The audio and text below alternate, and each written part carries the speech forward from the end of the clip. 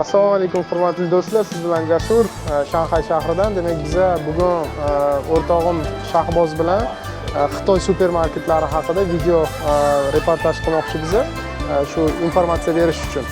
Bu yerda o'sha tovarlarni ko'rsatamiz, nimalar sotadi, qanaqa narxlarda sotadi, hammasi haqida batafsil gapiramiz.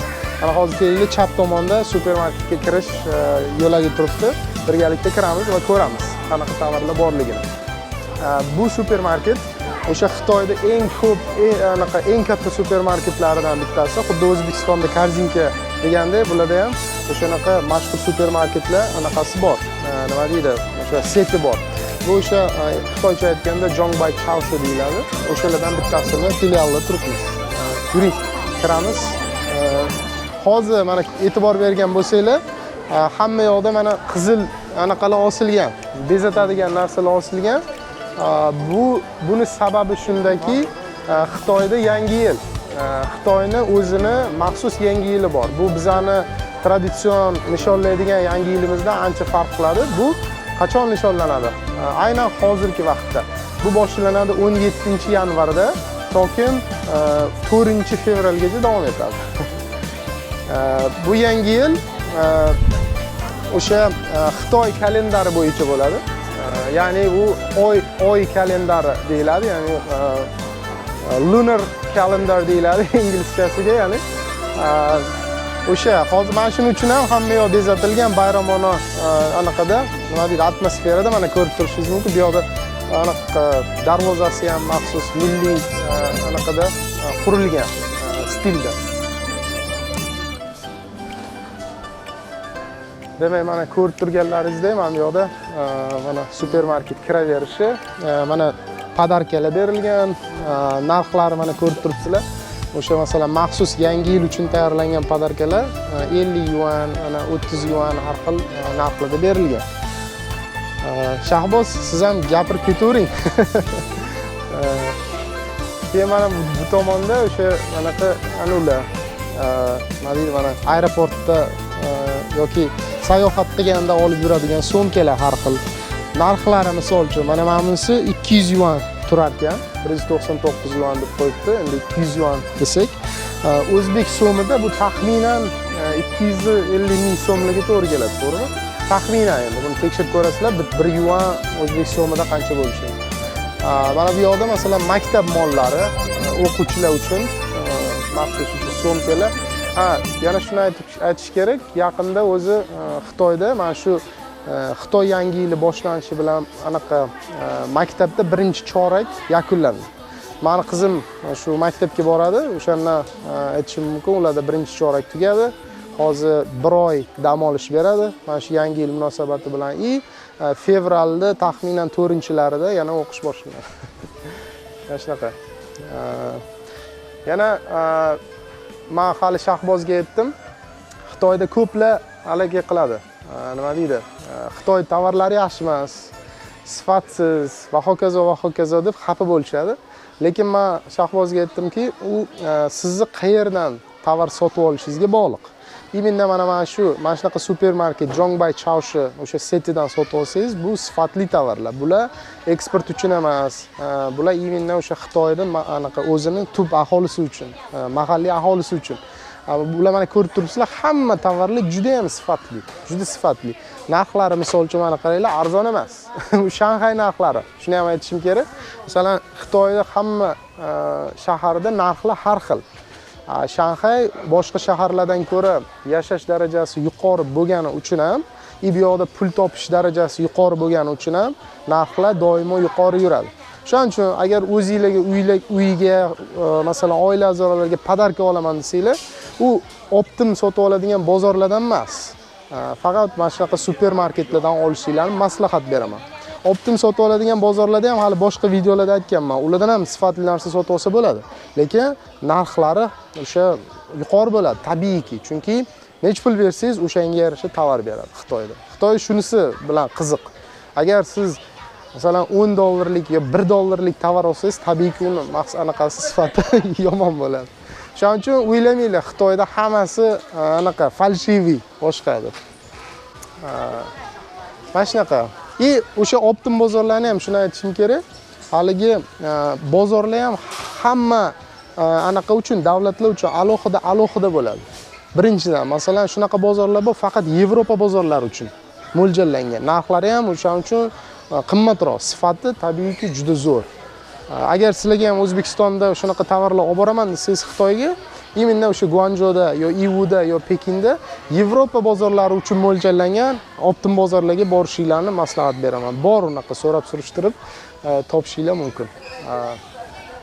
Mana bu tomonda o'yinchoqlar ko'rishinglar mumkin. Hozir mana to'g'rida yursak, o'sha har xil bo'limlar bu masalan alohida bo'limlarga ajratilgan. Mana bu yoqda haligi nima deydi? Yotoqxona uchun mo'ljallangan tovarlar bir ko'rsatib o'tib ketaylik. Kam. Misol uchun mana nima deydi? Keling mana bu tomonni olamiz afos. Misol uchun mana anaqa nima deydi? Ko'rpa to'shaklar. Misol uchun mana 300 yuan ekan mana bu masalan. Bu mana bu yoqda yozib qo'ygan mana anaqa paxtali, paxta. Juda ham o'sha sifatli.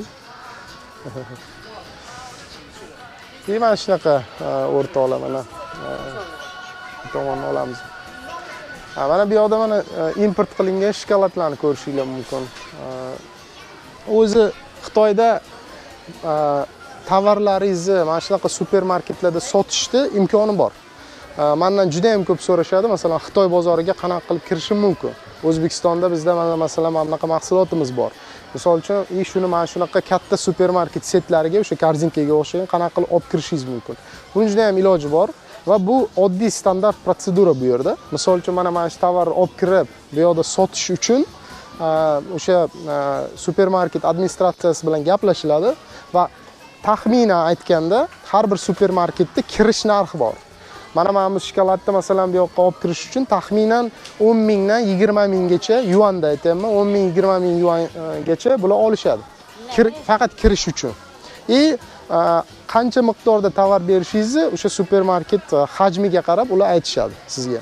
Misol uchun mana masalan Ferrero Rocher bu chet el shokoladi. Mana shu misolda bular taxminan bir 15 ming yuan to'lashgan faqat mana shu supermarketga kirish uchun. Mana shu.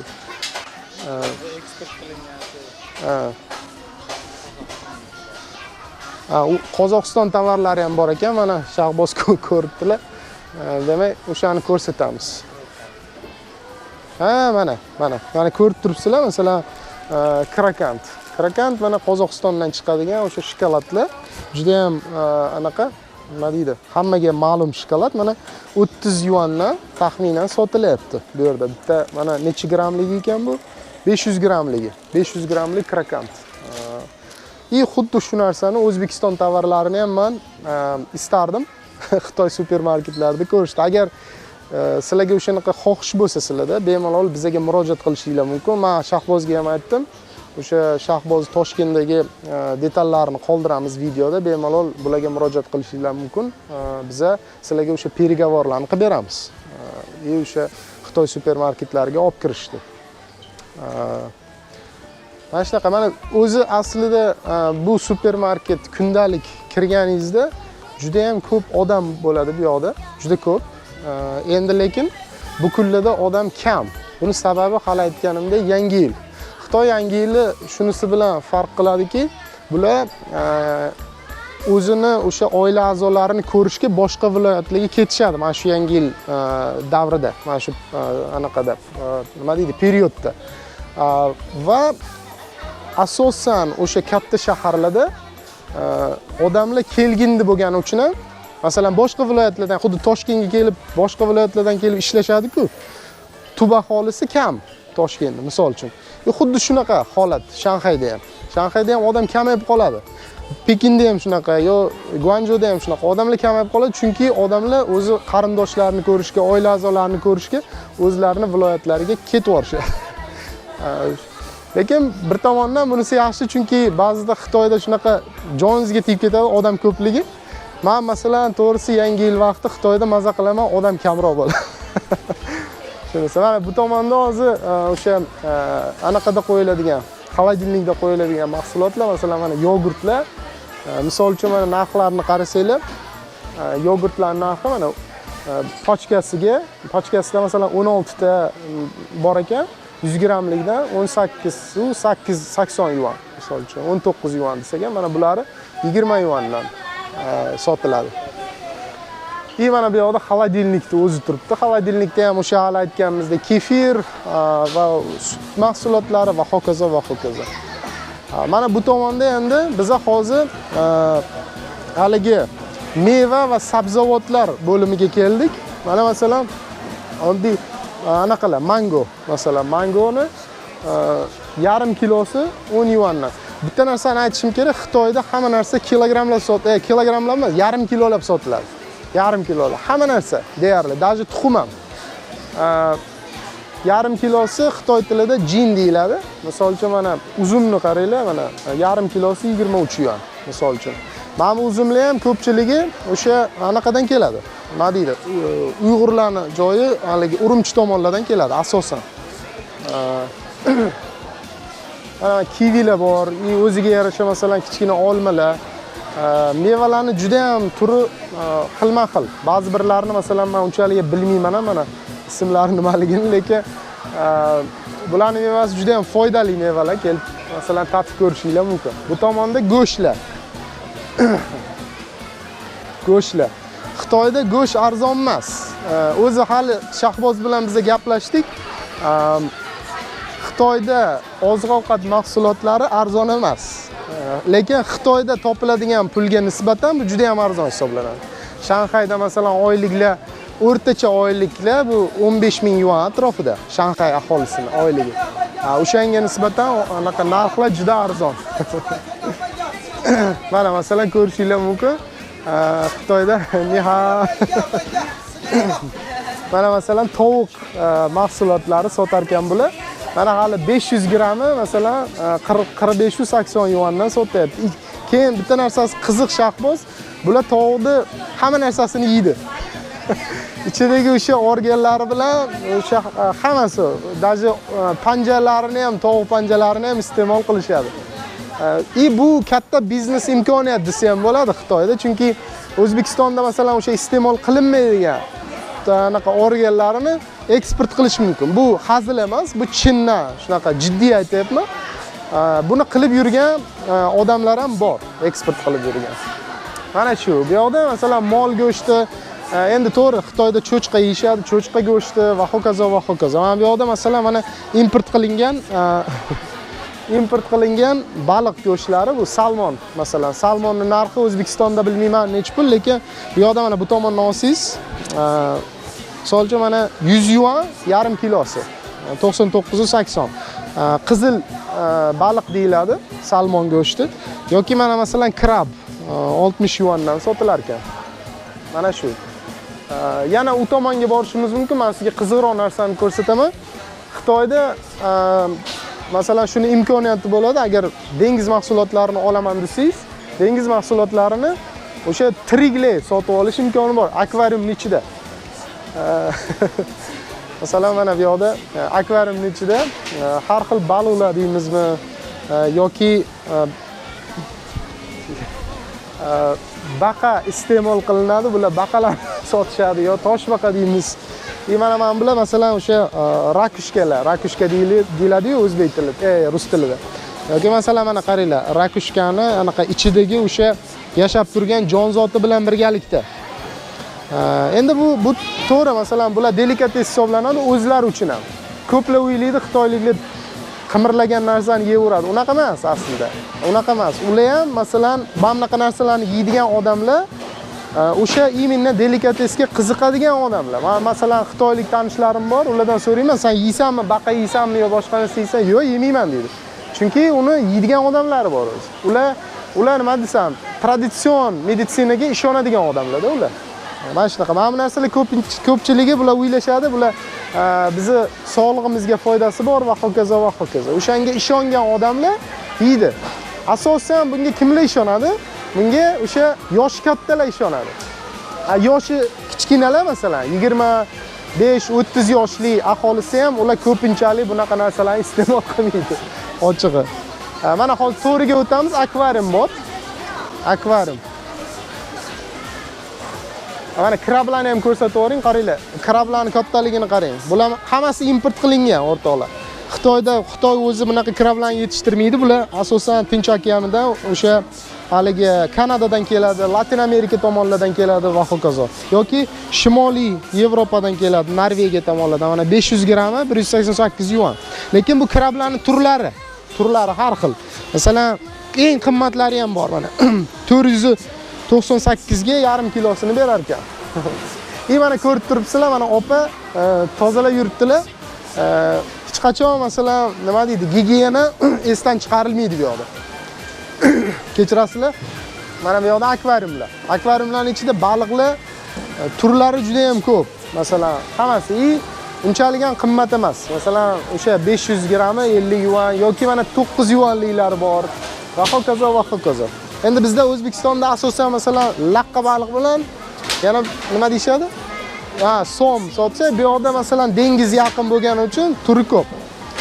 Mana bu yoqda bu narsa ilon baliq sotiladi. Mana ko'rishinglar mumkin. Mana bu narsa ham mana ichida toshbaqasi bor. Mana bunisining nomi inglizchasida eel deyiladi bu. Eel. Bu ilon emas, ilon baliq. Mana toshbaqalar. Toshbaqalar maxsus o'sha korobkada qo'yilgan. Narxi ham 60 yuan yarim kilosi. Mana endi bu hali aytganimdek Shanxayda o'sha boshqa viloyatlarga ketmagan aholisi, o'rtoqlar. Ketmagan aholisi asosan nima deydi, bundan ham ko'p odam bo'ladi bu yoqda. Lekin bugun nisbatan kamroq. Hali O'zbekistonda bayram bo'lganda yo masalan Navruz, Yangi yil bo'lganda ko'chaga chiqasiz, shahar markazi qanaqa gavjum bo'ladi? Xuddi o'sha narsa Xitoyda odatiy holat. Chunki Xitoyda odatiy holat. Masalan, Shanxayda o'zida keldi-ketdilarni hisobga olganda, 40 million aholi bo'ladi. 40 million. O'shaning uchun odam ko'p. Mana bu yoqda mana nima deydi? Pishirilmagan xom haligi yer yong'oq deydimi? Yer yong'oq yarim kilogrammi 659 yuan. Bu yoqda masalan maxsus o'sha dukkakli o'simliklarning qo'shilmasi. Masalan, ichida yer yong'og'i bor, uni ris bor ichida, hammasi. O'sha qo'shilma 4 yuan turar ekan, yarim kilogrammi. Qora ris, masalan, qora ris. Agar sizlarda shunaqa narsalar bo'lsa, imkoniyat, masalan, mahsulotlar Toshkentdan eksport qilish mumkin bemalol O'zbekistondan demoqchiman. Bizga murojaat qilsanglar, biz bemalol sizlarga переговорni qilib beramiz. Mana shu supermarketlarda mahsulotlaringizni sotishingiz mumkin. Bular o'zi juda ham qiziqadi bunaqa narsaga. Chunki xitoyliklarning mentaliteti shunaqa, import mahsulotlariga ko'proq ishonishadi. Xuddi O'zbekistonda haligi gap bor edi-yu, nima deydi, xo'rosqan chet ellikka bo'lsa yotib olib yalashadi. Bu hamma joyda bor, hamma joyda bor. Mana yer yong'oqda mana bunaqa haligisi tozalangan edi. Bu tozalanmagani 14 yuan ekan, deyarli yarim kilosi. Va semichka даже. Semichkani ham masalan 998 yarim kilosi ekan. Yoki mana bunaqa nima deyiladi mana buni? Pistachio deydimi? O'sha pistachio 59.80 yuan ekan, bu kattaligini qaranglar. 59.80 yuan yarim kilosi. Bu yoqda yong'oqlar bor ekan. Yong'oqlar 14.98 yarim kilogramm mana. Bemalol. Mana tuxumlarni ham ko'rsataydi sizga. Tuxumlar ham hali aytganimdek turi ko'p va kilogramlab bu yoqda. Mana e'tibor qilgan bo'lsangiz, tuxumlarning har xil turi bor. Mana bu yoqda o'rdakdek tuxumi bo'lsa kerak bu. Buning narxi mana 690 yarim kilosi. Mana bu yoqda bir maxsus tuxum bor ekan, bu endi juda ham qimmat. 188 yuan. Yo'q, yarim kilosi emas, bu adashibman, uzr. Bir donasi 7 yuan. Bir donasi 690. Mana buni bir donasi 188 yuan. Tasavvur qiling, 200 mingga bitta tuxum olib yeyishingiz mumkin. Bu farqi bor ekan. Lekin mana oddiy tuxumlar 11.99 yarim kilogramm. 11.99. Har xili bor mana. Nima deydi? Bu to'rida masalan choylar, har xil choylar, quritilgan mevalar. Hamma tomonda masalan haligilar. Bu tomonga o'taylik-da mana. quritilgan, choyga damlab ichadigan narsalar bular. Mana damlab qo'yibdi kompotga o'xshatib, lekin bular o'sha har xil o'simliklar. Mana masalan mana bu ramashka deymizmi, nima deymiz? O'sha gulli o'zi yoki quritilgan haligi limonlar, hammasining narxi har xil. Unchalik qimmat emas. Masalan, mana yarim kilosi 4.90, mana 9.90 misol uchun. Shu har xil juda ham mahsulotlar bor. Mana bu yoqda masalan upakovka qilingan holatda mahsulotlarimiz bor. O'zbekistondan ham mana shunaqa mahsulotlarni upakovka qilib chiqarib bersanglar, bemalol bularga kirish oson. Shuni aytishim kerak o'rtoqlar. Ko'plar O'zbekistondan anaqa qilaman deydi, eksport qilaman va anaqada, konteynerda, upakovka qilmasdan. Upakovka qilinmagan mahsulotni Xitoyga eksport qilish oson, lekin sotish qiyin. Tushunayapsizmi? Sotish qiyinroq. Uning uchun bu yerdan lokalniy distribyutorlarni topishingiz kerak bo'ladi. U oson ish emas. Chunki o'zlaringiz o'ylanglar, Xitoyga kiradigan unaqa davlatlar, unaqa kompaniyalar son sanoqsiz. U masalan bu yerda uje narx bilan sifat anaqa raqobati juda baland. Latin Amerikadan keladi. Juda ko'p sabzavot mahsulotlari, Braziliyadan mana bunaqa tarvuzlar, qovunlar keladi, juda shirin, misol uchun-da endi. O'shaning uchun meni maslahatim, strategiya O'zbekistonda upakovka qilish kerak buni. Brend yaratish kerak. Brendingiz bo'lsa, masalan, mana bunaqa alohida o'zingizning brendingiz bo'lsa, Xitoy supermarketlariga buni sekin tanishtirish mumkin. Ular keyin solishtirib ko'radi. Masalan, mana bu narsa mana 300 grammlab ekan. 250-300 grammdan, 25-90 dan sotyapti. Bu yerda masalan kirish narxi hali aytganimdek 10 ming yuan bo'ladi taxminan. Lekin sizni mana shu 300 gramm mahsulotingiz boshqa bir firmalarnikidan ko'ra masalan yaxshiroq upakovkada, yaxshiroq sifatda bo'lishi mumkin, yo yaxshiroq narxda bo'lishi mumkin mana bunaqa. O'shani hisobga olishinglarni maslahat beraman. Chunki yaqinda shunaqa bir holat bo'ldi. O'zbekistondan mana shu supermarket O'zbekistondan iminda mayiz qidirishni boshladi. Bularga mana shu upakovka qilingan mayiz mahsuloti O'zbekistondan kerak bo'lib qoldi. Men o'sha qidirganimda hamma O'zbekistondan eksport qiladigan, mayiz eksport qiladiganlar ular vagonlab chiqarib berishni xohlashdi. Ularda O'zbekistonda upakovka qiladigan sharoit yo'q ekan. O'shaning uchun hali ham bu narsani qila olmadik. Agar sizlarda bo'lsa, upakovka qilingan, tayyor, o'lchangan mahsulotlar, stikerlari yopishtirilgan boshqa, o'shanaqa bo'lsa, bemalol bu yoqda supermarketlarga kirish ancha oson. Mana shu. Bu narsa so'rayman deb so'rayman.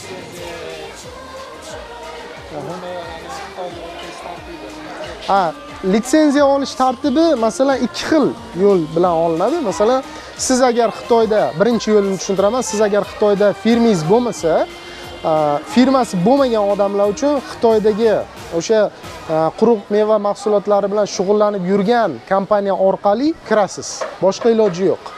Endi boshqa iloji ham bor. Yana bitta qiyin iloji bu aytamiz bu nolvoy anaqa nima kirish yo'li. 3 ta yo'li desak, nolvoy birinchi, ikkinchi, shunaqa tushuntiraman. Nolvoy bu eng eski yo'li bu. Bu siz firmangizda Xitoyda o'sha import eksport bo'limi bor, maxsus davlatda o'sha nima deydi, departament. O'sha yerdan eksportyor sifatida registratsiyadan o'tish kerak firmangiz, O'zbekistondagi firmangiz. Kechirasizlar? Buni registratsiya qilish qiyin, juda qiyin. Lekin shunaqa firmalar bor, через masalan o'zini Xitoyda joylashgan elchixonasi orqali o'sha registratsiya qilishadi. Bu firmalar hech qanaqa lokalniy firma bilan ishlashga qiziqmaydi. Bular o'sha registratsiya qilib o'zini nomidan Xitoyga eksport qiladi. Bu nolvoy, anaqasi. Birinchi ko'p tarqalgan yo'li Xitoydagi shu yo'l ish bilan shug'ullanib yurgan firmalar orqali Xitoy bozoriga kirish mumkin. Unaqa qilsangiz siz hech qanaqa litsenziya Xitoyda olishingiz shart bo'lmaydi. Faqatgina bitta narsa, mana bu narsani laboratoriyada tekshirib, o'sha firma qilib beradi sizga. Laboratoriyada tekshirib, bu narsa zahar emas, bu narsa yeyishga yaroqli degan narsani beradi. Undan keyin olib kiraverishadi. Va uchinchi eng zo'r yo'li, men buni juda ham hamma vaqt aytib beraman videolarda, bu Xitoyda firma ochish. Xitoyda firma ochasiz, o'zingizning firmangizda nomidan va O'zbekistondagi firmangizda orasida kontrakt qilib qo'yasiz. Xitoydagi firmangiz O'zbekistondagi firmangizdan sotib oladi, import qiladi. Mana shu oxirgi 3-yo'l eng oson yo'li. Chunki siz bu yoqda Xitoylik firma bo'lasiz. Bu yoqda Xitoylik firmani litsenziya olish mana bunaqa tovarlarga Juda ham oson narsa. Bir oyda ichida hamma kerakli litsenziyani olib olasiz va o'sha firmangiz nomidan bemalol litsenziya anaqa olib kirishingiz mumkin. Proses oddiy import-eksport prosesi bu. Bu yoqda masalan birinchi o'sha mahsulotingiz ekzemplari laboratoriyaga jo'natiladi, laboratoriya uni tekshirib beradi, kerakli hujjatni beradi, masalan sertifikat bergandan keyin bu Xitoy territoriyasida yeyishga yaroqli degan narsa huquqqa olgandan keyin O'zbekistondan tonnalab olib kirishingiz mumkin. Hech qanaqa uni qiyinchilik tomoni yo'q. Mana shu o'rtoqlar, mana ko'rib turibsizlar, umumiy ko'rinishini ham bir ko'rsatib yuboring. Supermarket juda ham katta territoriyasi. Hamma bo'lim alohida. Ana yoqda tarvuz qovunlar bor, ko'rsatamiz. Qovun tarvuzlar. Mana ungacha masalan mana nima deydi, dudlangan go'shtlar. Dudlangan go'shtlar, tovuq deymizmi, mana kalbasa, har xil sosiskalar ko'rishinglar mumkin. Narxlari ham o'zgacha, masalan 40 yuan yarim kilosi. Mana haligilar masalan 50 yuan yarim kilosi ekan. Mana endi qovun tarvuzlar. Hali aytganimdek bir jin, ya'ni yarim kilosi 8 yuan, 799. Mana bu maxsus qovun.好吃吗？这个在哪儿的？中国的吗？中国的。Bu Xitoyni maxsus o'sha qovun ekan, juda shirin deb aytayapti. Go'yxo'r xalar.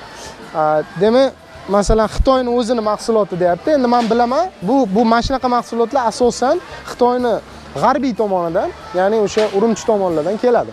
U yoqda chunki bunaqa nima deydi, sharoitlar, mana shu qovun tarvuzlar yetishtirish sharoitlari O'zbekiston bilan deyarli bir xil. Yer bor, boshqa narsa bor. U yoqda hamma mana shunaqa mahsulotlar yetishtiradi. Mana tarvuz 5 yuandan yarim kilosi. Mana kesib qo'yibdi. Mana ko'rishinglar mumkin, masalan qip-qizil qishin yozin tarvuz bor. Tarvuz, qovun yo boshqa narsalar. Endi bitta narsa shu yoqda aytib ketmoqchiman. Hamma vaqt aytishadi, bizning O'zbekistonda eng zo'r yetishtiriladi, boshqa narsa anaqa nima deydi, ta'mi ham zo'r boshqa deyishadi. To'g'ri, bu narsa to'g'ri. Lekin bitta narsani unutmanglar, bu degani dunyoning boshqa joylarida unaqa narsa yo'q degani emas. Ko'plar endi bilmaydi, chiqmagan odamlar. Masalan, men Angliyada yurganimda ko'rganman, masalan Braziliyani yoki Chilini yo boshqa joylarning tarvuz qovunlari qanaqa ta'mli, qanaqa bir ko'rinishda bo'lganini. Ko'pchiligi ularga dori qo'shmaydi. O'zi bu yoqda ham ikki xil mahsulot bor o'rtoqlar. Birinchi mahsulot organik mahsulot va ikkinchisi genetik o'zgartirilgan mahsulot. Mana bu ko'rib turgan mahsulotlar hech qaysi genetik o'zgartirilmagan. Chunki Xitoyda genetik o'zgartirilgan mahsulotlar mumkin emas. Tushunarlimi? Mumkin emas. Bu yoqda hammasi deyarli hammasi organik mahsulotlar. Ma'nosi shuki, bu yoqda hech qanaqa selitra yoki bir nima dori yemagan mahsulotlar. Men bu gapni aytishimdan maqsad shundaki, O'zbekistondan chiqarayotgan tovarlarni o'sha ta'mi yoki quyosh ko'p yegani u raqobatbardosh degani emas. Asosiy raqobat Xitoyda ham boshqa joyda ham bu ko'rinishi va ta'mi, narxi keyin. Narxi. Asosiy narx. Chunki masalan Xitoy katta davlat va katta importyor bo'lgani uchun butun dunyodan mahsulot buni oyog'igacha, ichigacha kelib turadi. Raqobatbardosh bo'lish uchun nima qilish kerak? Mahsulotni sifatli qilib yetishtirish va mahsulotni arzon qilib yetishtirish kerak. Arzon qilib olib kirib berish kerak mana shu Xitoyga. Mana bu tomonda masalan sitrus mevalar ko'rib turibsizlar. Mana masalan nima deydi? Orange deymiz-ku. O'sha masalan 6 yuandan yarim kilosi. Olmalarni har xili. Qizil olma deysizmi, yashil olma deysizmi? O'sha nomlari ham har xilani yozilgan. Yoki mana nok mahsulotlari, nok demma, haligi. Nima deyiladi bu? Inglizchasiga pear deyiladi, haligi. Nok deymiz, xo'p, nok mahsulotlari mana 5 yuan yarim kilosi ekan. Bananlar masalan har xil ko'rishinglar mumkin. Keyin mana bananning narxi 5 yuan yarim kilosi. Mendan keyin ko'plar ham mevani so'rashadi. Bu meva juda ham o'sha anagiga foydasi bor. Sog'liqqa. Bu narsa inglizchasiga dragon fruit deyiladi. Ya'ni drakon mevasi. Ko'rinishi ham mana anaqa drakonga o'xshaydi. O'sha nima deydi? Olov sachrab turganga o'xshaydi. Buni yarim kilosi 12 yuandan Xitoyda o'zidan chiqadi bu mahsulot. Xitoyda o'zining mevasi. Iste'mol qilsa sog'liqqa yaxshi foydasi bor. Yo'da klubnikalar, masalan. Klubnikalar endi dunyoning boshqa tomonlari kabi o'sha sezon bo'lmagan vaqtda parnikda yetishtirilgan klubnikalar. Bu qaysi? И bu yoqda masalan mana chereshnilar narxi korobka qilingan narxi 469.80 yuan korobka qilingan. Yarim kilo olish 50 yuan, 49.98 yuan. Mana. Endi mana hali yana kolbasa mahsulotlari ko'rishingiz mumkin. Kolbasa mahsulotlarini ham juda ko'p bu yoqda. Lekin bitta narsani aytish kerak, kolbasadan ehtiyot bo'lish kerak. Endi Xitoyda asosan cho'chqa iste'mol qiladi. Kim masalan bilmasa bu narsani shuni o'ylab sotib olishingiz kerak. Ya'ni aytmoqchiman, hamma kolbasa mahsulotlarida cho'chqa bor ichida. U halol degan narsa juda kam. Xitoyda halol kolbasalar deyarli chiqmaydi desa ham bo'ladi. Ular asosan chetdan keladi, chetdan. Bu yoqda mana opamiz shirinlik mahsulotlari sotayotgan ekanlar. Mana nima deydi? Bulchkalar 10 yuandan 6 tasi. Ha? Ko'pchilik o'ylaydi Xitoyda non yo'q deb o'ylaydi. Yo'q, unaqa emas. Xitoyda masalan nonni to'g'ri bizda lepyoshkamiz yo'q. Yoki bizda buxankamiz yo'q. Bularning o'ziga yarasha o'sha non mana bu yoqda bor, ko'rsataman. Bularning o'zini o'sha non mahsulotlari bor, juda ham ko'p. Agar xohlasanglar masalan Fransiyani do'konlari bor yoki Xitoyda o'zida qurilgan, masalan Fransiyani, Angliyani do'konlari bor. Ularda masalan fransuzskiy bagetlar yoki o'sha angliskiy nonlar sotib olish mumkin. Lekin Xitoy supermarketda mana bunaqa nonlar bor mana. Bular endi pechonilar. Mana oddiy masalan buxanka. Masalan, paketga qo'yilgan, kesilgan bu tosterda qo'yib yeydigan anaqa non. Buni bittasi 790 yuan masalan bittasi. Har xili bor. Mana bu yoqda 10 yuanligi ham bor ekan. Mana hot dogning noni misol uchun. Bemalol mana non o'zi umuman O'zbekiston mahsulotlarini sog'ingan odam doimo uyida pishirib yeyishga sharoit qilish kerak. Masalan, duxovkaga sotib olib bemalol non yopib yeyishingiz mumkin. Yoki agar sog'insangiz, bu yoqda Uyg'urlarning do'konlari bor. Uyg'urlarning do'konidan mana bizni katta patrlarga o'xshab yo nonlarga o'xshab bo'lmasa ham, ularniki masalan kichkina tandirda yopilgan nonlarni olishingiz mumkin. Bitta tandirda yopilgan non misol uchun 5 yuan shunaqa turadi.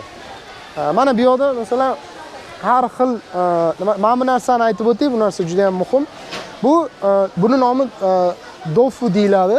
Dofu bu nima bu? Bu haligi yashil no'xatdan olingan, haligi bu. Yashil no'xatning sutidan tayyorlangan sir. Xitoyning o'zining maxsus siri. Juda ham foydali narsa mana.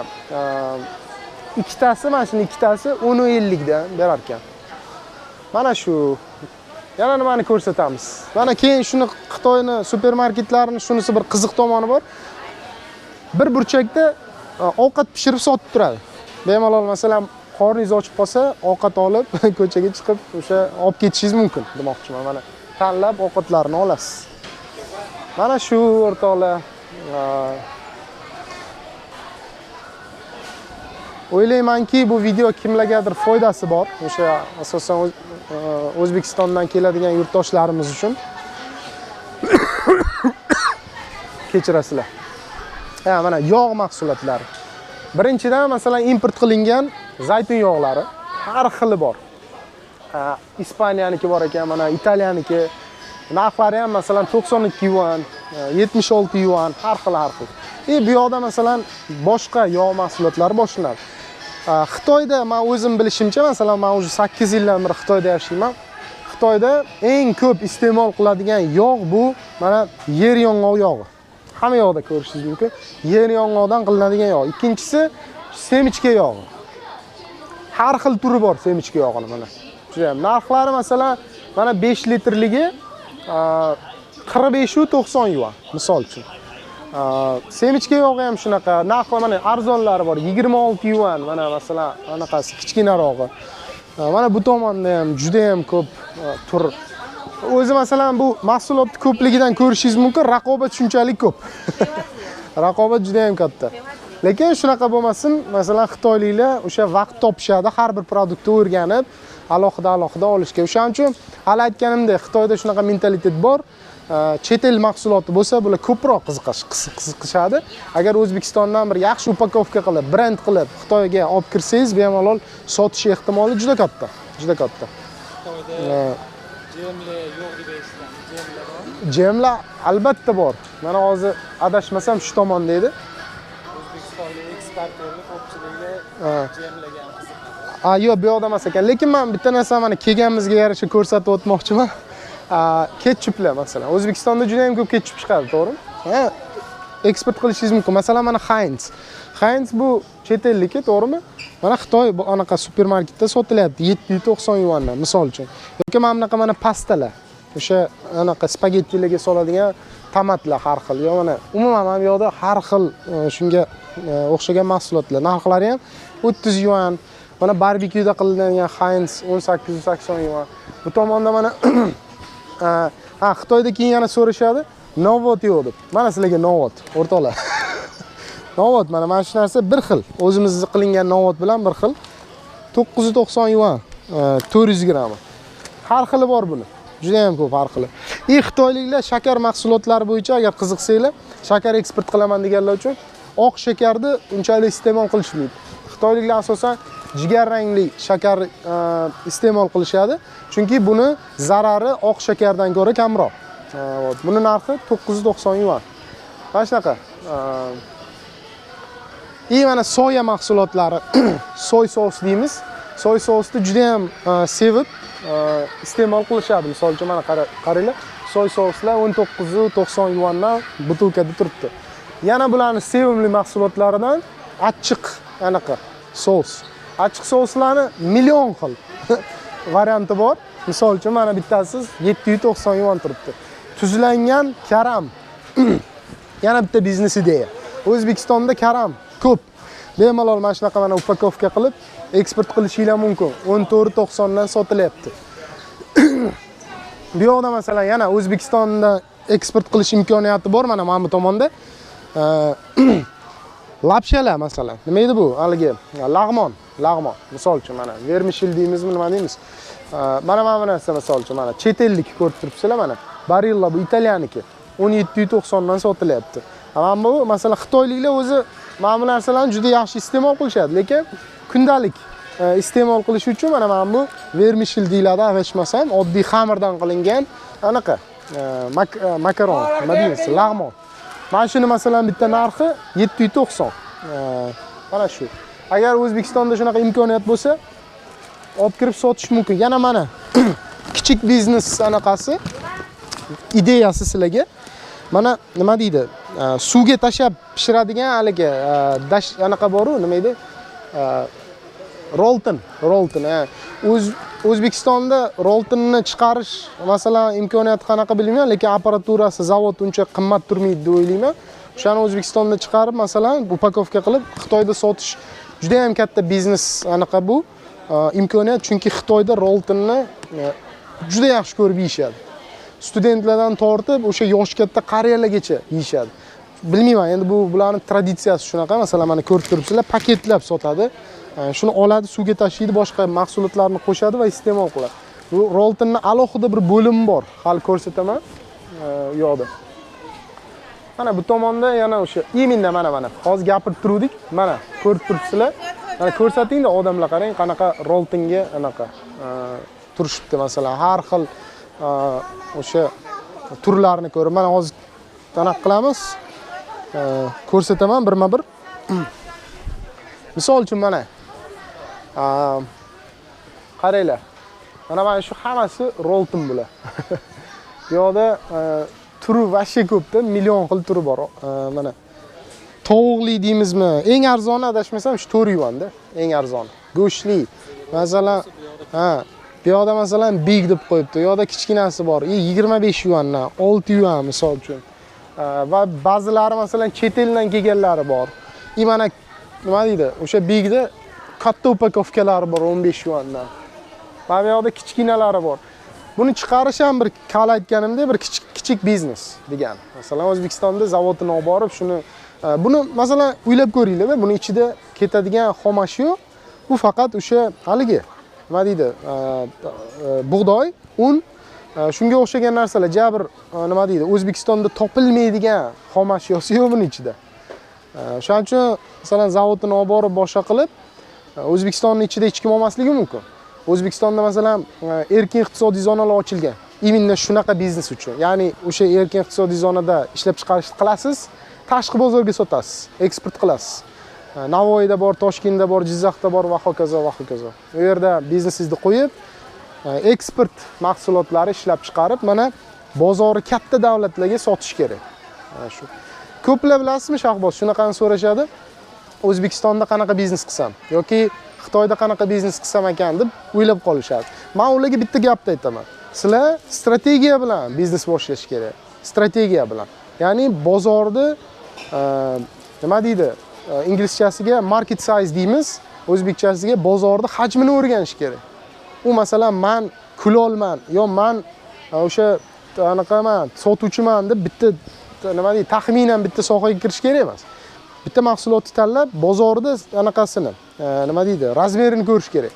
Rolton bozori Xitoydan tashqarida milliard dollar turadigan bozor bu. Demak, sizda mahsulot sotish imkoniyatingiz kattaroq. Mana shunaqa narsaga o'ylab ko'rib, mana shunaqa qilib bitta sohani tanlash kerak deb o'ylayman, masalan.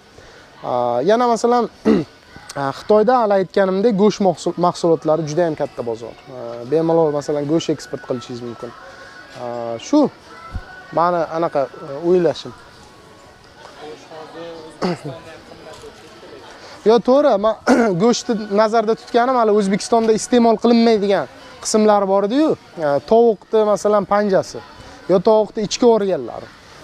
Endi bu hazil deb ko'plar tushunishi mumkin, lekin unaqa emas. Xitoyda tovuq panjasini iste'mol qilish, mana oyog'i bor-ku, oyog'i anaqa tirnoqlari chiqadigan joy. O'shani iste'mol qilish juda ham katta miqdorda bu. Shuning uchun eplasinglar, eksport qilinglar. Mana jam. Shahboz aytuvdilar, mana jam yo'q deb anaqa qilishadi odamlar. Mana sizlarga. Mana Xitoyda o'zidan chiqqan klubnikali jam 10 yuan 80 dan sotilyapti. Undan tashqari har xil turlar bor. Keyin yana bitta biznes ideya. O'zbekistonda yer yong'oq ko'p, to'g'rimi? Mana yer yong'oqni anaqasi pastasi.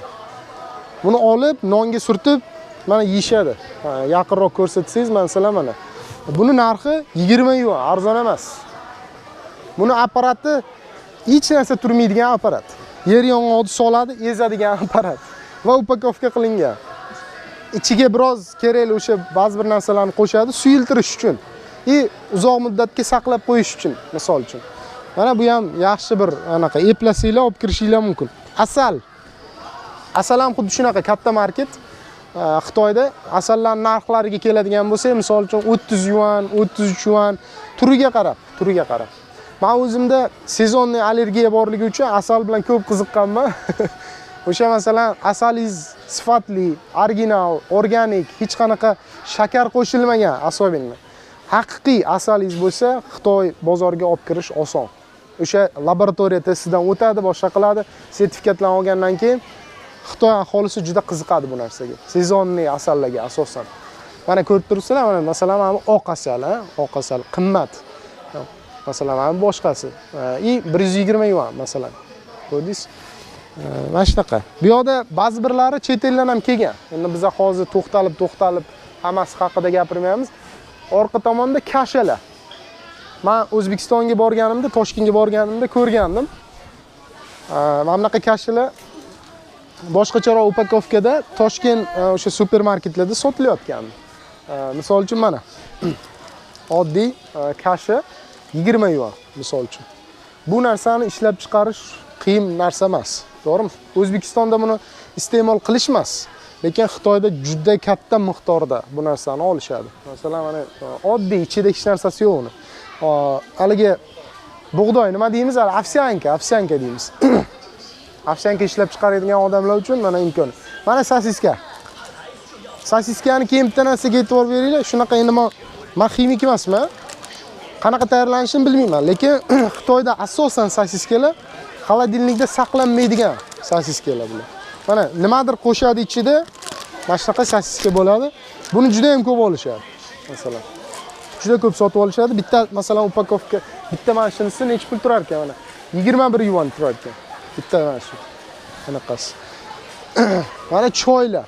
Endi choy bilasizlar, Xitoy choy bo'yicha endi gap yo'q. O'zbekistondan Xitoyga choy eksport qilishni buni maslahat bermayman.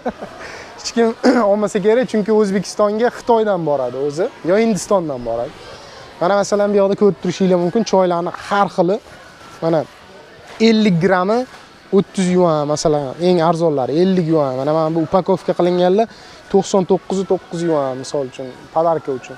Mana keyin ko'plar qidirib yuradi, yosh bolalar uchun anaqa, nima deydi? Formula. Yosh bolalar uchun, tug'ilganlar uchun sut mahsulotlari, mana masalan Nido, Nestle'ning mahsulotlari. Bitta Nestle'ning mana shu masalan Nidosi 189 yuan ekan, 900 grammligi. Keyin mana nan degani bor. Ko'plar qiziqishardi, hozir ko'rsataman. Mana bu tomonda keling. Mana O'zbekistonda mashhur. Bu firma ham, bu ham o'sha chet elniki nan 338 yuan. 338. Hali aytganimdek, bu Jongbay Chaushi Xitoyning eng katta supermarketlaridan biri. O'shaning uchun bu mahsulotlar hammasi original. Bular hammasi o'sha o'zini original firmasi bilan kelib kontrakt qilib, keyin kirib kelishga haqqi bor. Mana shu yana nima qoldi gapirmaganimiz.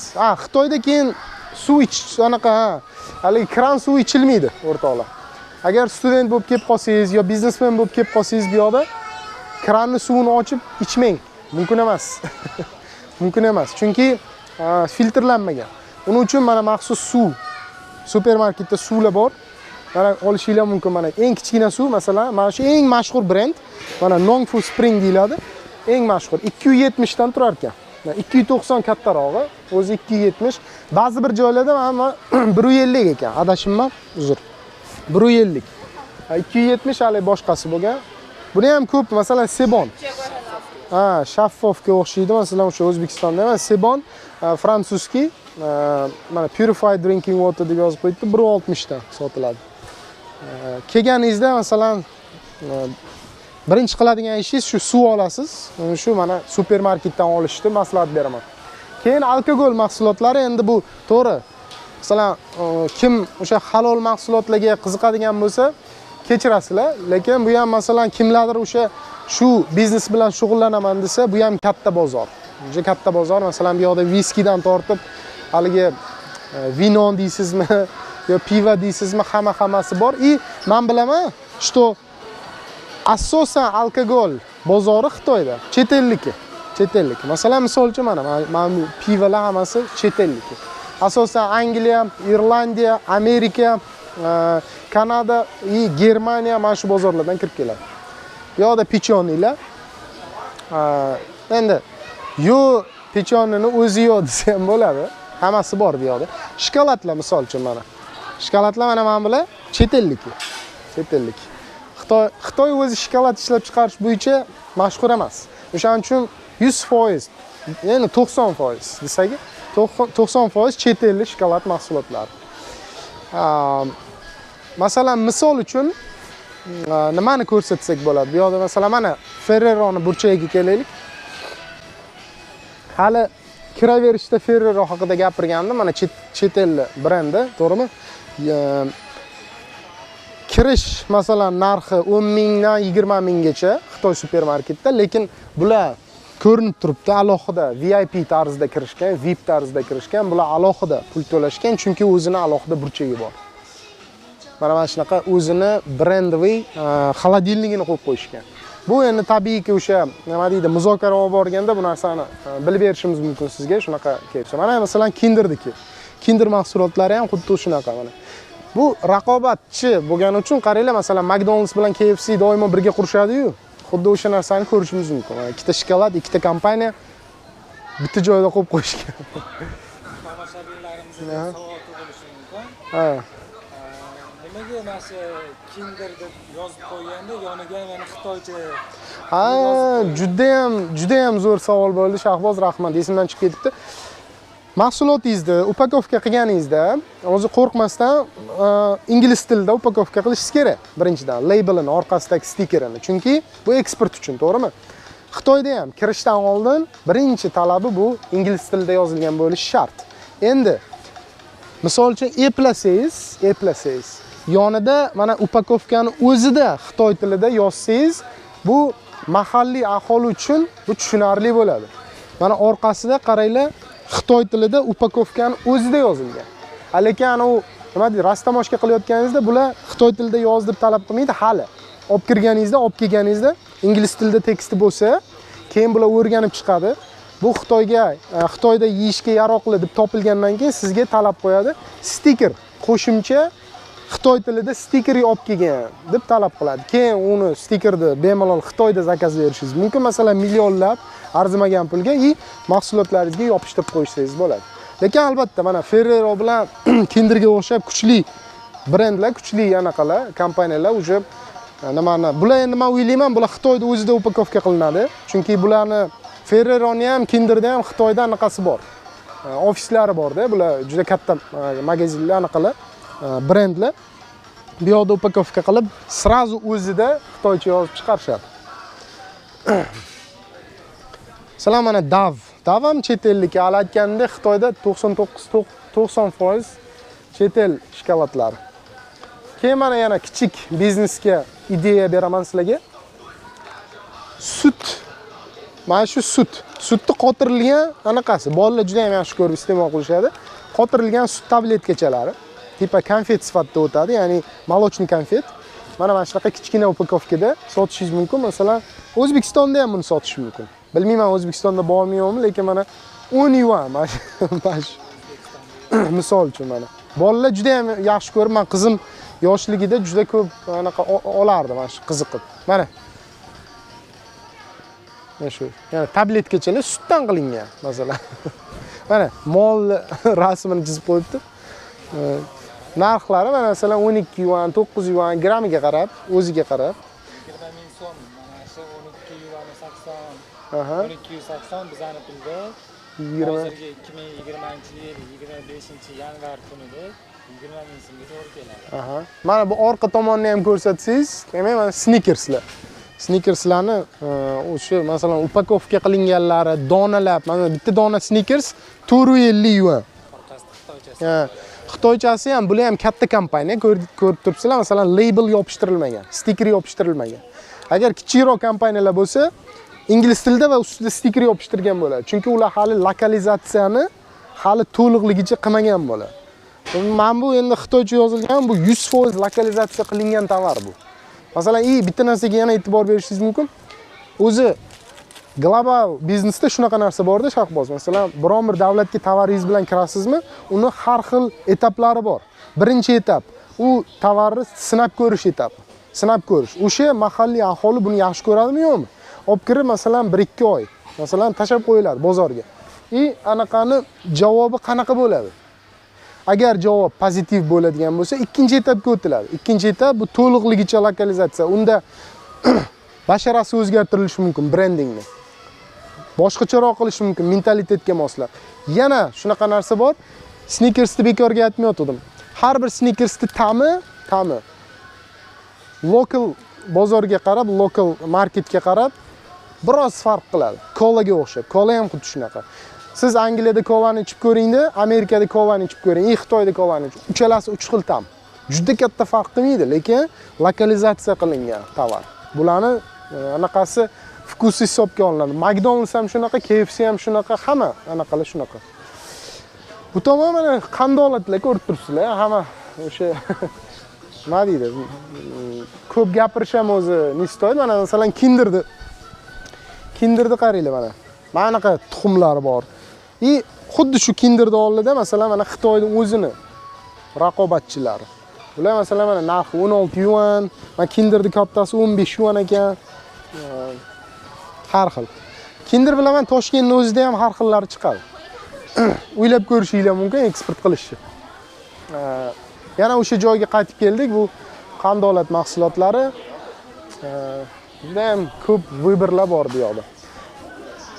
Keyin yana bitta narsa, Xitoyda mahalliy aholi juda yaxshi ko'rib iste'mol qiladigan narsalardan bittasi bu quritilgan nima deydi?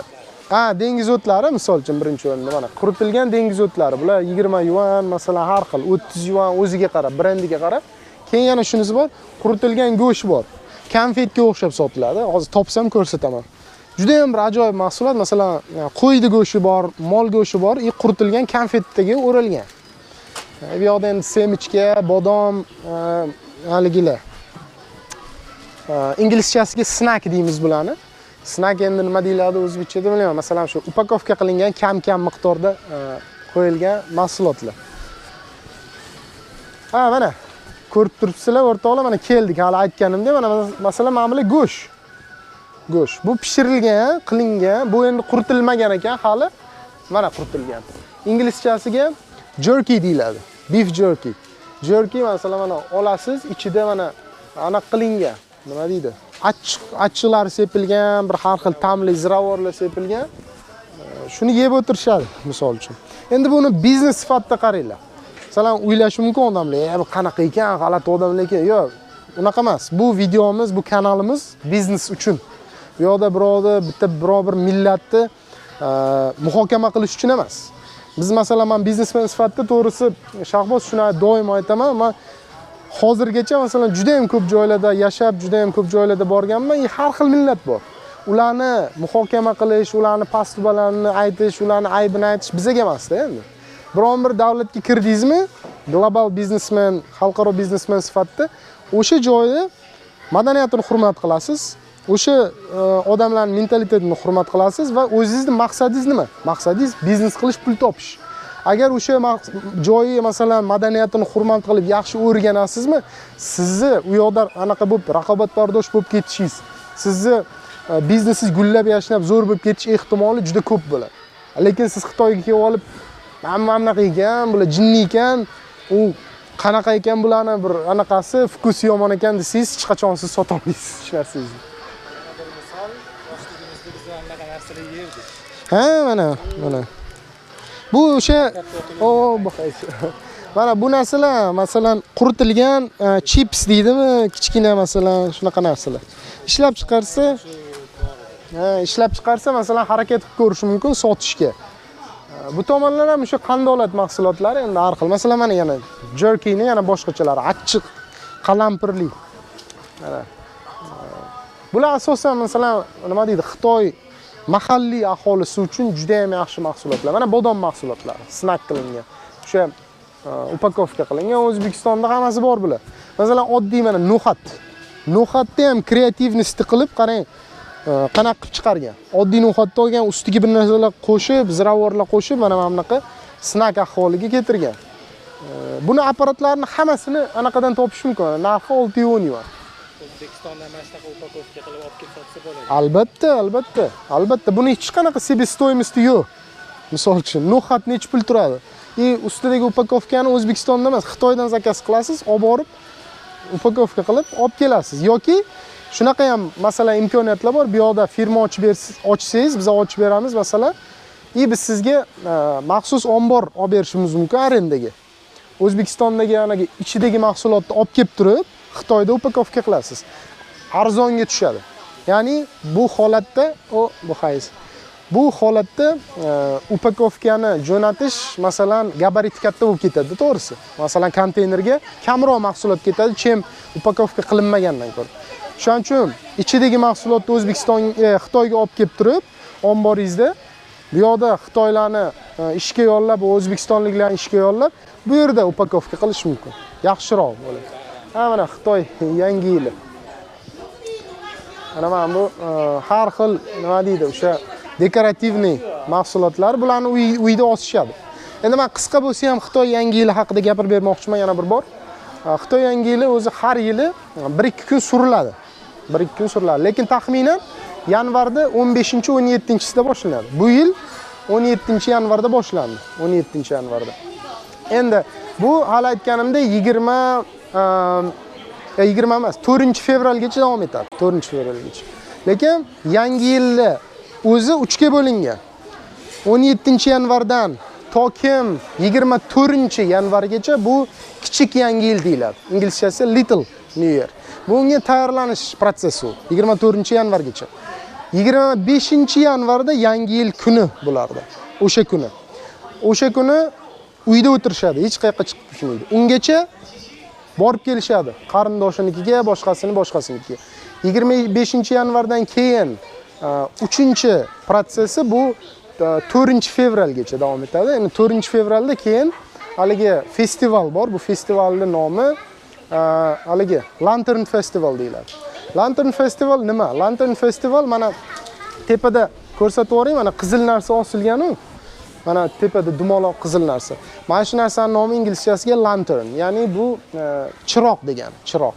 O'sha yangi yil tugashi bo'ladi 4-fevralda. Mana shu Lantern Festival bilan tugallanadi, ya'ni yakunlanadi. O'sha kuni mana shunaqa chiroqlarni bular hamma yoqda yoqishadi. Nima uchun? Chunki agar tarixga e'tibor qiladigan bo'lsanglar, bular o'sha endi zamonlarda ming yillab oldingi bu traditsiya. O'sha zamonlarda o'sha maxsus bir jannatdagi bir anaqasi bo'ladi. Bularni filosofiyasi, bularning traditsiyasi bo'yicha o'sha qanaqadir bir jannatdagi xudoga anaqa berish degani bu. Tuhfa berish. O'sha mana shu chiroqni yoqib osmonga uchirishadi. Ya'ni kim endi filosofskiy o'sha aytganda bu o'sha o'zlarini xudosini tepaga uchirishadi degan bir qanaqa tushunchasi bor. Mana shu o'rtoqlar. Keyin yana asosiy narsa Xitoy yangi yili haqida. Bu vaqtda Xitoyga kelishda biznes uchun maslahat bermayman. Chunki davlat organlari 24-yanvardan boshlab yopiladi to'kim 4-fevralgacha. Bank deysizmi, logistika firmalari deysizmi, yoki bozorlar deysizmi, optim bozorlari. Chegara hammasi yopiladi. Konteynerlaringiz qolib ketadi yo'lda o'sha vaqtda. Oldinroq jo'natgan bo'lsangiz ham to'xtab turadi. Poyezd yo'q masalan. Asosiy yana bitta narsa, bu yoqda kelgandan keyin o'sha vaqtda yangi yilda bir shahardan ikkinchi shaharga o'tish juda qiyin. Chunki odamlar juda ham ko'p, odamlar massasi bir shahardan ikkinchi shaharga yurishadi. Shuning uchun maslahat bermayman yoki yangi yildan oldin kelib, bu yoqda prosta dam olish uchun, bu yoqni ko'rish uchun kelishinglar mumkin, lekin biznes uchun emas. Yoki yangi yildan keyin kelinglar. Mana shu o'rtoqlar, o'ylaymanki bugun juda ham ko'p gapirib yubordik, o'zi 1 soatdan o'tib ketibdi. Agar sizlarda o'zlaringni qiziqtiradigan savollar bo'lsa, bemalol videoda, kommentariylarda yozib qoldirishinglar mumkin yoki bizga email jo'natishingiz mumkin biznes bo'yicha bo'lsa, yoki o'sha biznes savollaringiz bo'lsa, telefon qilishingiz mumkin. Shahboz yana bir bor aytamiz, rahmat Shahbozga shuncha yordam berib, anaqa qilganlari uchun.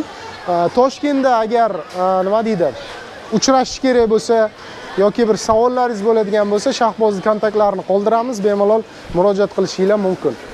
Sog' bo'linglar, salomat bo'linglar. Xudo xolisa keyingi videolarda ko'rishguncha.